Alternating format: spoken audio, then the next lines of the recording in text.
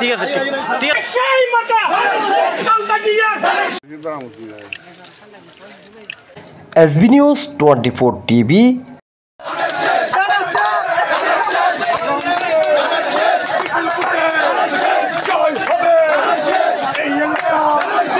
চট্টগ্রাম ৮ আসনে এরশাদুল্লাহর সমর্থনে বিএনপির গণসংযোগ।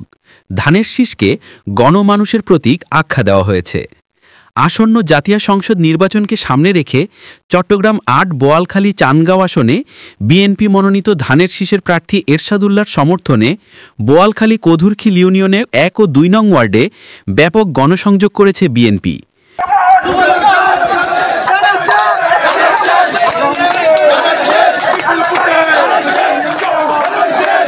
সোমবার বিকেলে কধুরখিল বিএনপি ও এর অঙ্গ সংগঠনগুলোর উদ্যোগে আয়োজিত এই গণসংযোগে বিপুল সংখ্যক নেতাকর্মী ও স্থানীয় জনগণ অংশ নেন। গণসংযোগে উপস্থিত ছিলেন চট্টগ্রাম দক্ষিণ জেলা বিএনপির যুগ্ম আহ্বায়ক আজিজুল হক, জেলা বিএনপির সদস্য শওকত আলম, পৌরসভায় বিএনপির সাবেক আহ্বায়ক শহীদুল্লাহ চৌধুরী, দক্ষিণ জেলা যুবদলের সাধারণ সম্পাদক মোহাম্মদ আসগর, জেলা বিএনপি সদস্য শাহিনুল ইসলাম এবং জেলা বিএনপি সদস্য মেহেদি হাসান সুজন সহ অন্যান্য শীর্ষস্থানীয় নেতৃবৃন্দ।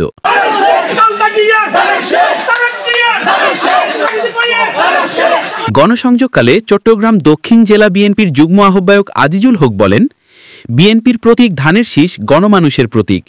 যেইখানেই ধানের শীষের প্রচারণা চলছে সেখানেই জনজোয়ার সৃষ্টি হচ্ছে।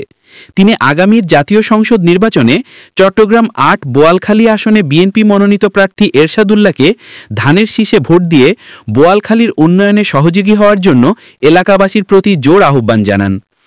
এছাড়াও গণসংযোগে উপস্থিত ছিলেন পোপাদিয়া ইউনিয়ন বিএনপির সাবেক সভাপতি মুসলেম উদ্দিন, প্যানেল চেয়ারম্যান মোহাম্মদ হাসান চৌধুরী, পৌরসভার ৬ নং ওয়ার্ডের সাবেক সভাপতি আবু আক্তার, মহিলা নেত্রী সায়েদা আক্তার শেফু, ইউনিয়ন বিএনপি নেতা শাহ আলম মেম্বার, যুবদল নেতা মোহাম্মদ লোকমান, মোর্শেদ, ইকবাল, কাস্তুরী হোটেলের পরিচালক ও বিএনপি নেতা Lokman, Aziz member, Tofayel member, Mohammad Osman, Sarwar member, Mohammad Akbar, Asia member, Abdul Halim, Mohammad Jasimuddin, Mohammad Anwar, Siraj Uddin, Mohammad Sekander, Mohammad Haider Hiru, Emdadul Haque Chowdhury Ritu, Sekander Alam, Selim Khatib, Sarwar Hossain, Nasir Uddin, Mozammel member, Nazim Uddin, Jamir Uddin, Akter Hossain Manu, Nurul Islam, Mohammad Alam, Gias Uddin, Mohin Uddin, Abu Taiyab, Mohammad মাবুদ সহ দলের অসংখ্য নেতাকর্মী ও সমর্থক উপস্থিত ছিলেন।